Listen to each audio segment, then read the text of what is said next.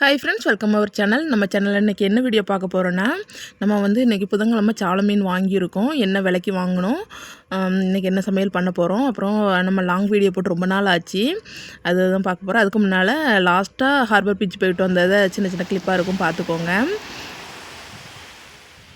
இது வந்து ஒரு வாரம் 2 வாரத்துக்கு முன்னால் எடுத்த வீடியோ தான். அது வந்து போஸ்ட் பண்ண முடியல. நிறைய வீடியோ வந்து நான் டெலீட் பண்ணிட்டேன். ஒரு சிலது தான் கிடந்தது. அன்றைக்கி வந்து வாங்கின மீன் வந்து ஷார்ட்ஸில் போட்டிருந்தேன்னு நினைக்கிறேன். மற்றபடி ரொம்ப டீட்டெயிலாக எதுவுமே சொல்லலை.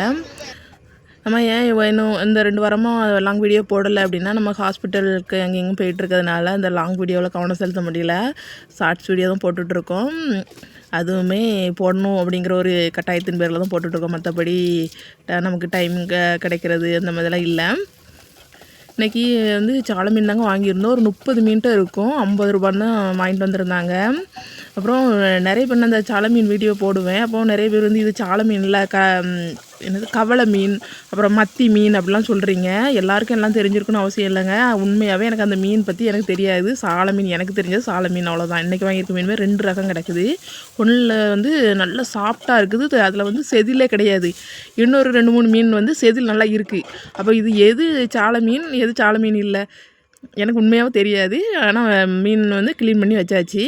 குழம்பு தான் வச்சுருக்கேன். நான் ரெசிபி வீடியோலாம் போடலைங்க. ரெசிபி வீடியோலாம் எனக்கு இன்ட்ரெஸ்ட் இல்லை. நிறைய பேர் ரெசிபி வீடியோ போடுறாங்க, அவங்கள பார்த்துக்கோங்க. மற்றபடி நம்ம வந்து சும்மா தான் போட்டுட்ருக்கோம். ஏன்னா நம்ம ரெசிபி வீடியோ ஃபுல்லாக எடுத்துகிட்டு அதை வந்து நம்ம வீடியோ வந்து ஒரு 25 செகண்ட் மேலே யாரும் பார்க்க மாட்டேங்காங்க, அந்தளவுக்கு பார்க்குறது கிடையாது. அதனால் நம்ம அதை வந்து கட் பண்ணி எடிட் பண்ணி போடுறோம். அதுலேயும் வாய்ஸ் ஓவர் கொடுக்க ரொம்ப கஷ்டப்பட்டு தான் போடுறோம். அதெல்லாம் யாருமே நிறைய பேர் பார்க்க மாட்டாங்க.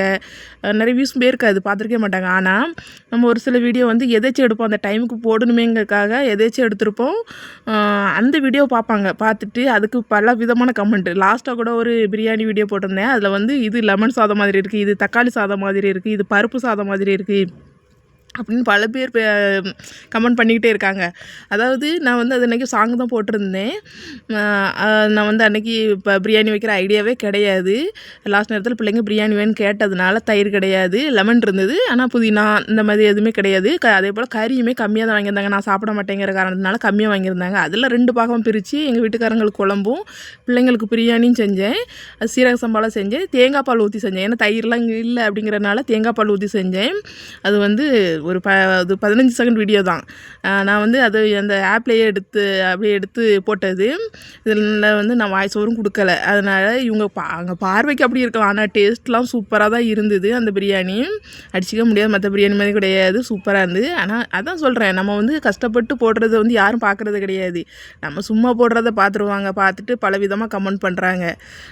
அது உண்மையாகவே சொல்லப்போனால் நம்ம நேச்சுரலாகவே நம்ம வந்து வீட்டில் நல்லவங்களாக தான் நம்ம இருப்போம். ஆனால் வந்து மற்றவங்களுக்கு பிடிக்கிறது கிடையாது. எவ்வளோ தான் நல்லவங்களாக இருந்தாலும் அவங்க வந்து நம்மளை ஒரு ஏமாளியாவோ கோமாளியாவோ தான் பார்த்துக்கிட்டு இருப்பாங்க. அதுபோல் தான் இந்த யூடியூப்லேயுமே ஒரு சிலவங்கள அதில் நம்மளையும் சேர்த்துக்கலாம். என்னையுமே நம்ம போடுற வீடியோக்கெல்லாம் அந்தளவுக்கு மதிப்பு மரியாதை இருக்காது. ஒரு சில வீடியோ நம்மளே அது போகாதுன்னு நினச்சி சும்மா தான் போட்டிருப்போம். அந்த வீடியோவை எடுத்து வச்சுட்டு அவங்க அவ்வளோ பல விதமாக கமெண்ட் பண்ணுவாங்க. அதுக்கெல்லாம் நான் வருத்தப்படலாம் செய்யலைங்க.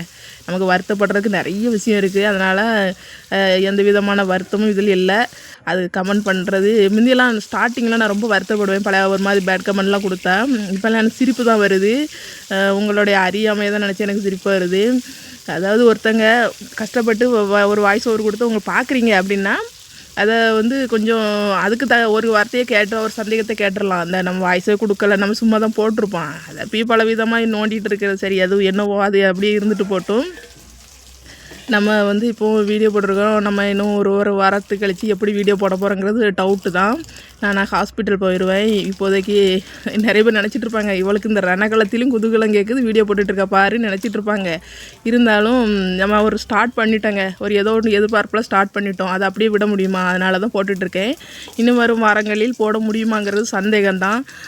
நம்ம நல்லா இருக்கோம், நம்ம தெம்பாக இருக்கோம், போட முடிய சூழ்நிலை இருந்துன்னா அங்கே எதையாவது எடுத்து போடுவோம். இல்லைன்னா அது அப்படி தான் இருக்கும். நம்ம வீடியோவை விருப்பப்பட்டு பார்க்குறவங்க நமக்காக கண்டிப்பாக காத்திருப்பாங்கன்னு நான் நினைக்கிறேன். அப்புறம் சொல்லக்கு ஒன்றும் இல்லைங்க. அடுத்த வீடியோவில் சந்திப்போம்.